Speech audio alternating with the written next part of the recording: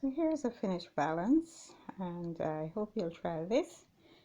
This finishes at 18 inches, so you can do 3 of this, which would take you to 54 inches, and you can hang this over your existing curtain, or you can also just hang it by itself, you know.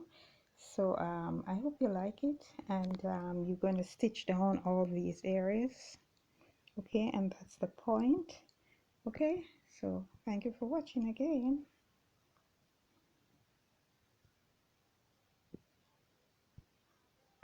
Hello everyone, this is Sharon from Everything Beautiful. Today I want to show you how to do this little pleated valance. I've done maybe a few of them, but this one is a little bit different. You know, I always kind of form my pleats before, so that is what I've done here, so that I will have a good idea of how many fabric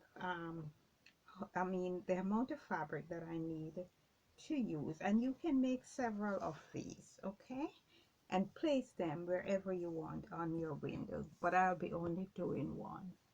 So this fabric is actually 58 inches, and I'm going to pleat it up.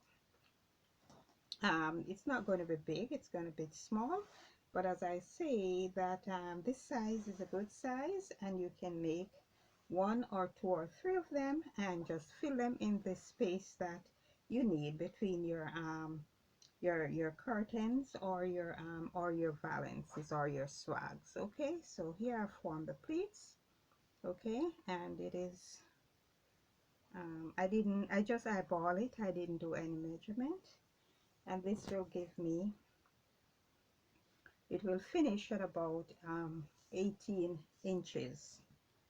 But the whole idea with this one is to add a border here at the bottom, so it will give it a different look, because those that I did before, I actually lined those. If you don't have the fabric to line, or you don't want to line, this is what you can do. Just add a border, stitch it right along the border. I just cut it straight fabric, and when you reach, I'm going to go to the machine and show you what, and stitch it, and when you reach to the peak here, you stop the needle right here and pivot, and you're going to end up with a little pleat like that. And when it's finished, you will stitch off the pleat and continue to sew here. So I'll show you the next step shortly. So here it is. Now there's a watermark in my fabric, but it doesn't matter because I won't be using this valance. I've also added the border, and what I did was I doubled the border. As you can see, it makes it much easier to finish, give it a cleaner finish at the top here where I'll stitch. And this is what it's looking like. I trim, and I have a little peak here. I stitched it off, but it wasn't enough, so by creasing it, I realized that I have to stitch it off a little bit more, and then it will eventually go inside.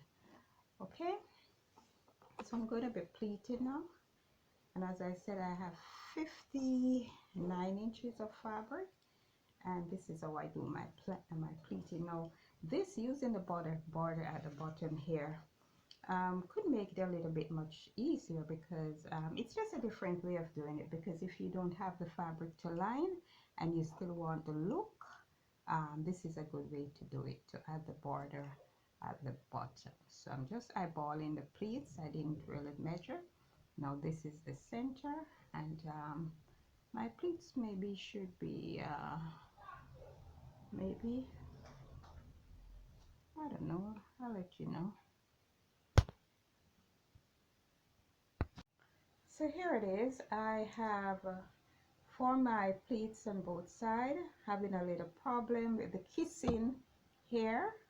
Okay, one seems a little bit wider than what, but even though I'm a perfectionist, today I am saying I like to make things beautiful, but guess what happened? Nothing is really perfect. I won't beat up on myself, and I would beat up on my students. Sometimes these things happen, so don't beat up on yourself if you notice it's off a little bit, okay? But I'll try to correct it as much as possible. So I have each pleat is 9 inches wide, no, 3 inches wide. I've used 9 inches, as you know. One 9 inches pleat has 3 layers, so 3 is 9, and I'll fold off, so that will take me to 27 on this side and 27 on this side, which is 54, leaving me with 5 inches to fold off on the edge. And I want to finish the rod pocket here at the top here. So the way you'll finish the end here,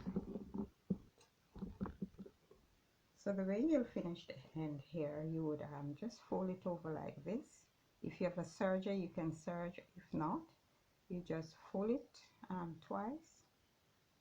Don't try to bring this to the end here, it won't work.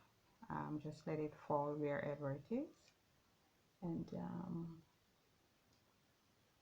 double stitch right along. Remember, it's not lined, so that's gonna be the way you finish it.